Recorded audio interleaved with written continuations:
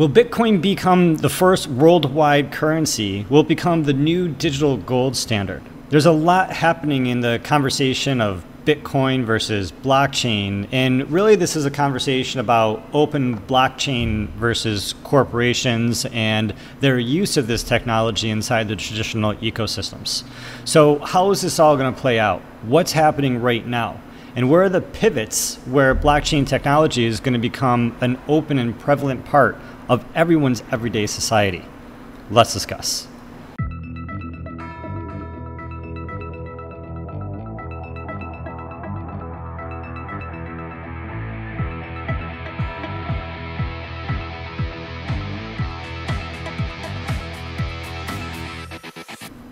Hey everybody, I'm Gary Palmer Jr., you're you, and together we are Minting Coins, your trusted source for crypto news, interviews, and ICO reviews. Thanks for showing up, hit that like button, and let's talk about what we're talking about in today's video, which is Bitcoin blockchain technology, and it really becoming a more and more important part of our global society throughout all levels of business and finance, of technology, of classes and places of people.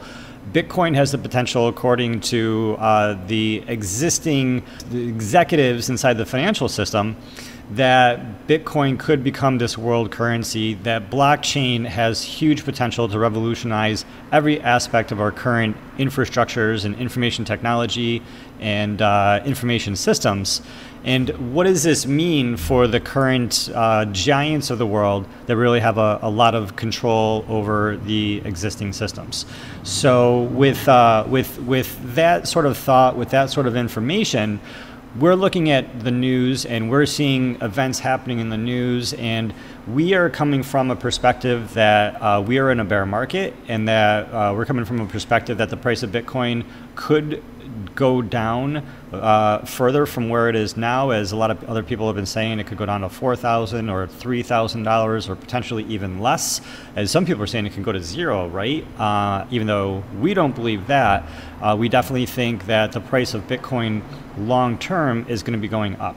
And long term for us is 12 to 18 months. And we're expecting the price of Bitcoin to be above the all-time highs of where it was before.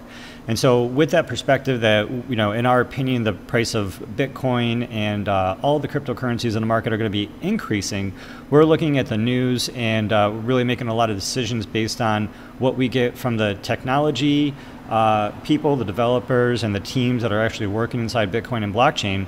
We're also trading or trading against the information that we're getting out of the mainstream media and really trying to understand and, you know, discern what's actually happening behind the scenes.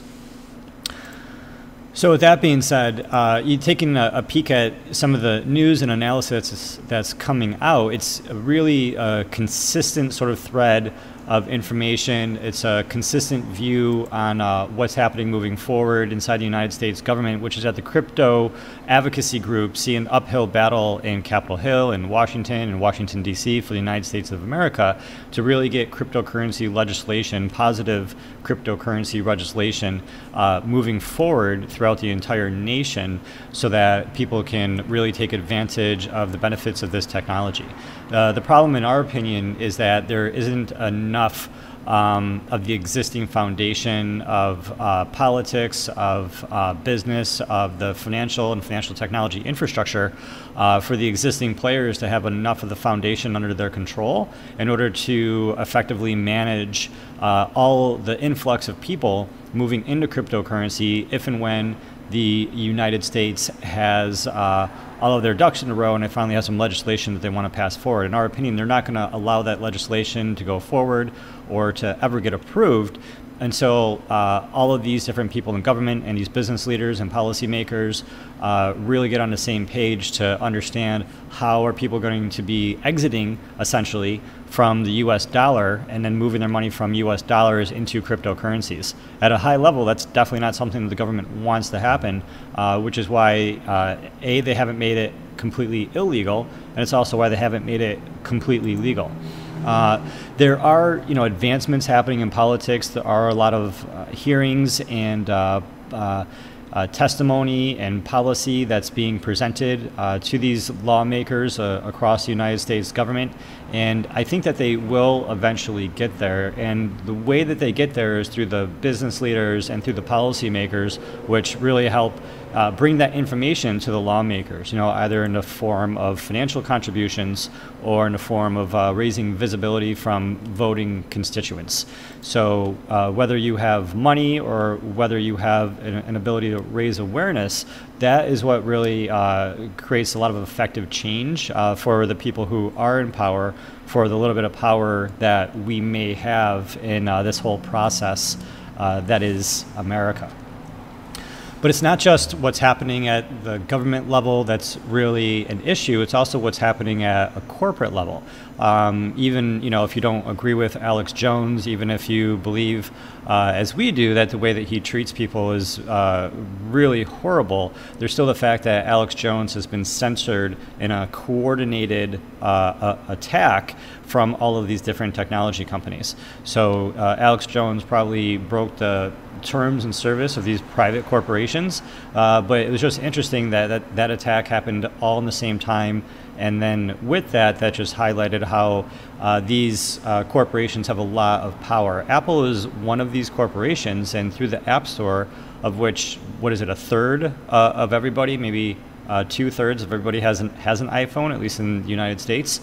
Apple can really control what you see and hear by allowing which apps are and are not allowed to be in the marketplace, and also by dictating the apps that are allowed, what those apps really can and cannot do on the fringes of their rules and their regulations. So Apple has abruptly ordered Coinbase Wallet to remove crypto collectibles because there's this video game, War Riders, that was featured on the Coinbase Wallet iOS app, that they were going to be, giving people, the players, the opportunity to drive around this apocalyptic wasteland, and then they would be building up armies of vehicles, and these vehicles would be represented by non-fungible tokens, otherwise known as NFTs.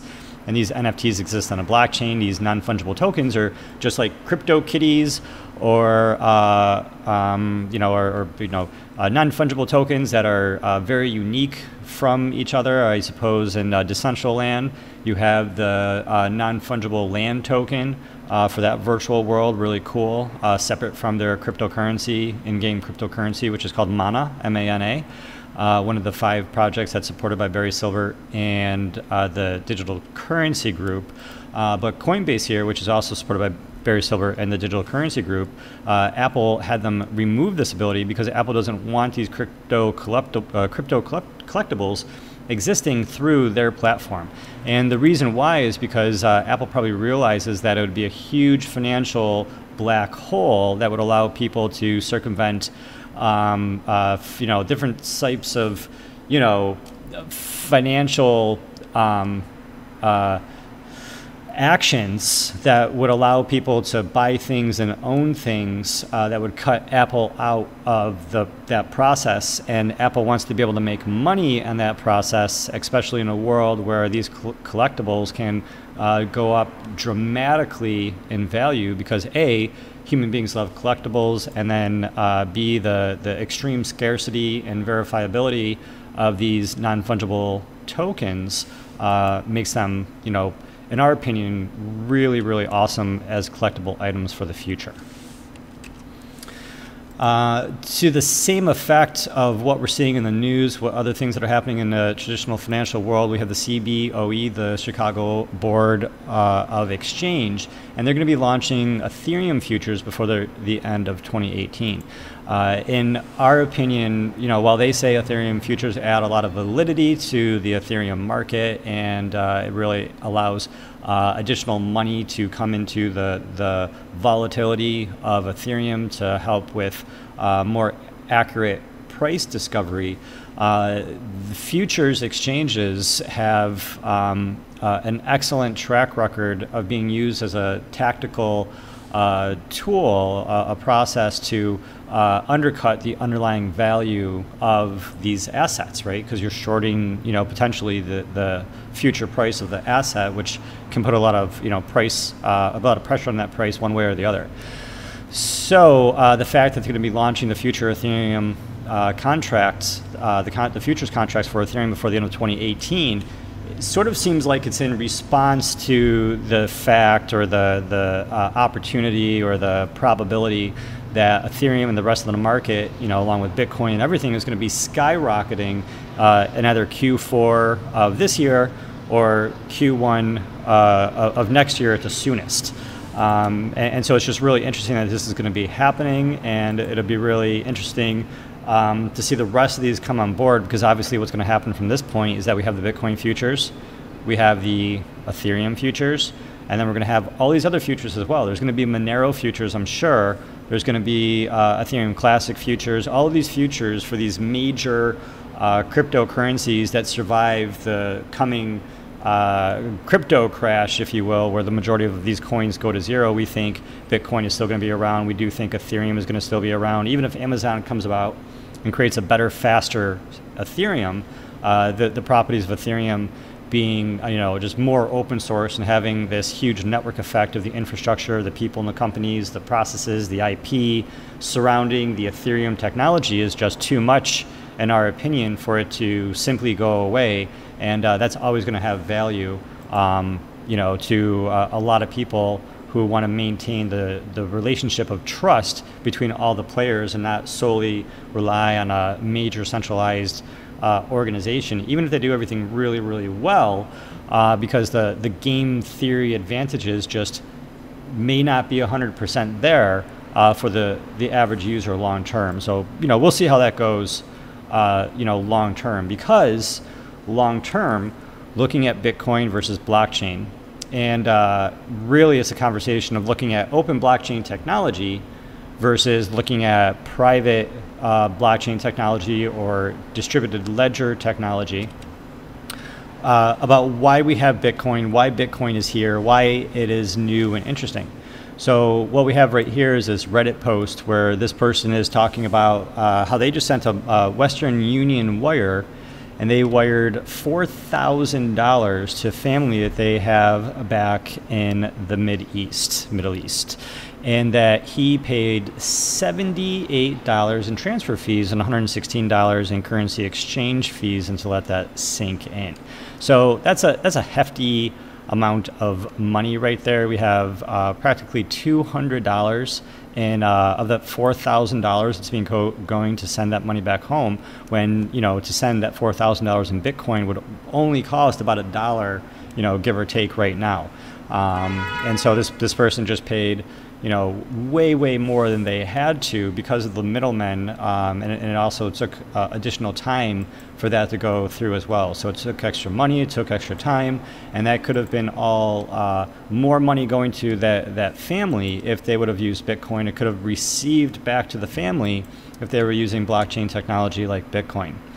In other news, we look about the long term of Bitcoin, the long term of open blockchain technology, of which Bitcoin is, of which Ethereum is, which Bitcoin we think is the biggest and best for lots of different technological reasons, even though it may sometimes be slower, it may sometimes be more expensive even than Western Union, let's say.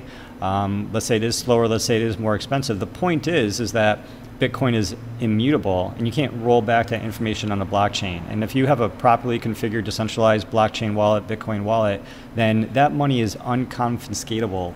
And that monetary supply, that monetary policy behind a Bitcoin cryptocurrency is completely defined through the code of what Bitcoin is and the majority of the consensus of people agreeing to run their Bitcoin nodes. And if they want to say that there's a different Bitcoin is the real Bitcoin, then they're going to be financially damaging their position in those markets. And the game theory just isn't there for that sort of situation to take place.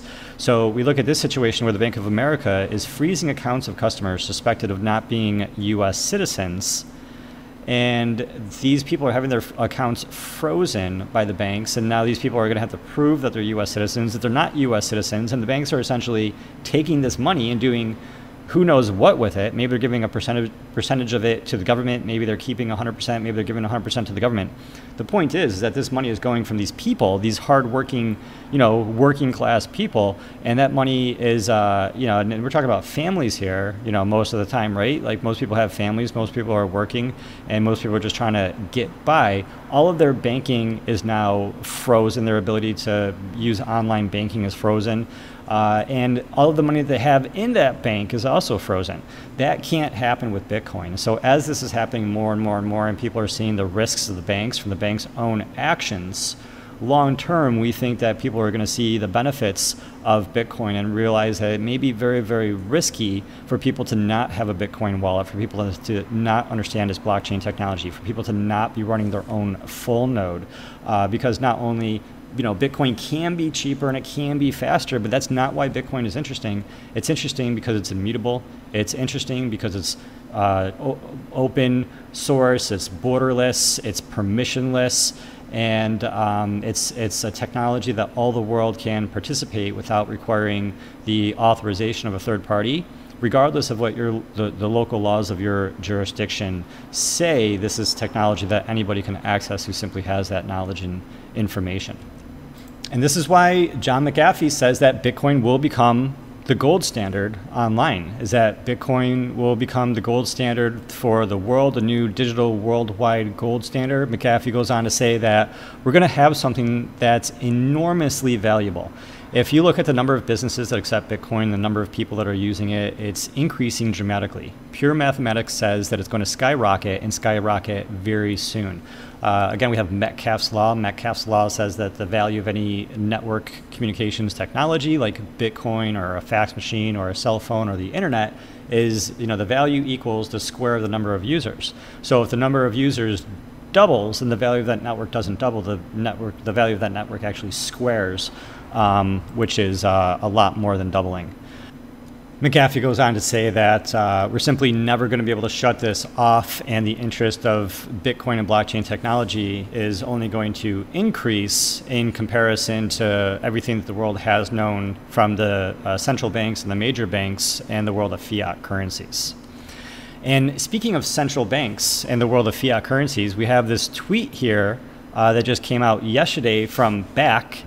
And so BAKKT is the exchange, the new organization that's going to be creating Bitcoin payments and settlements and Bitcoin one-day futures contracts that institutional capital is going to be able to invest in, and that different technology companies are going to be able to leverage against to be able to accept Bitcoin payments and settle those payments, probably definitely in fiat USD, but also potentially in cryptocurrency as well. That remains to be seen.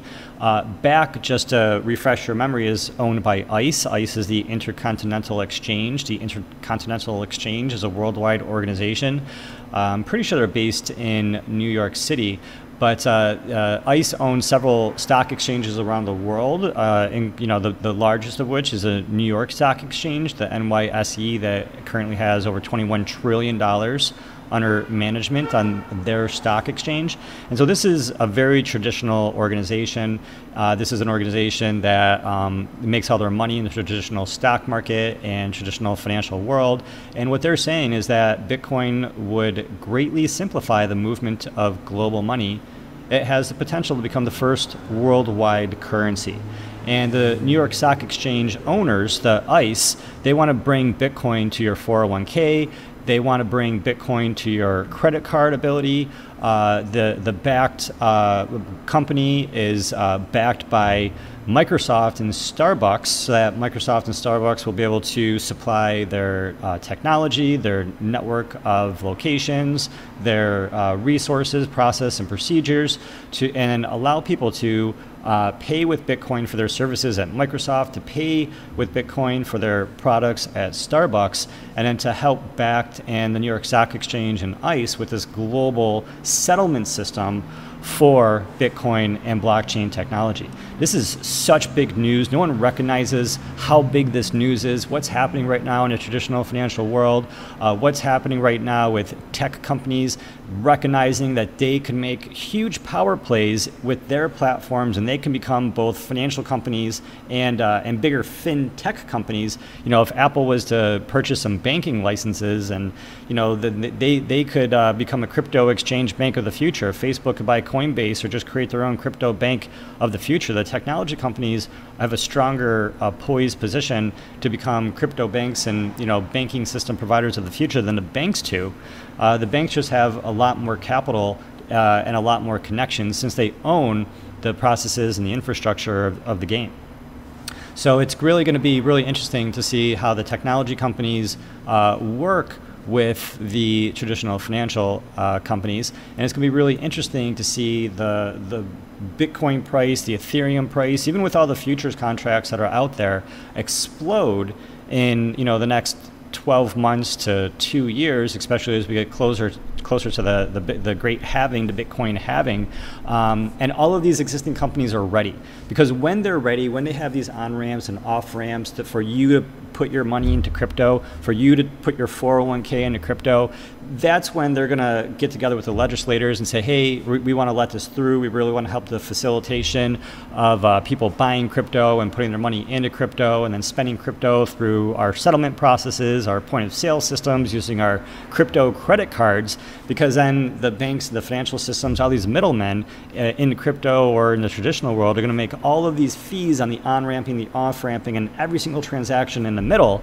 They're just going to be doing it in the new dynamics of the Bitcoin monetary policy, and they're going to be stacking and accumulating as much of this Bitcoin as possible. And this is your opportunity to get ahead of the game, at no matter when you're watching this video, right? Because the monetary policy is predictable for the next 150 years, and inflation is going to exist forever with fiat money.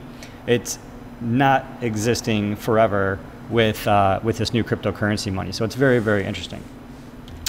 So with that being said, I'd love to know what you think about any of that. What do you think about Apple kicking Coinbase out and the NFC technology? What do you think about the CBOE opening up Ethereum futures? What do you think about this fight for getting crypto legislation happening on Capitol Hill? You know, with Bank of America, you know, shutting down people's bank accounts, with you know, people having to pay Western Union so much money to send money remittances overseas. People are recognizing more and more reason why cryptocurrency, Bitcoin, and these open blockchain tokens really have their application. So let me know if you have any thoughts about that. Share those below. Like this video if you haven't yet already. Subscribe if you know, you're willing. Hit that bell icon notification to be notified when we get new videos out and about. And until next time, I'm glad that together we are minting coins.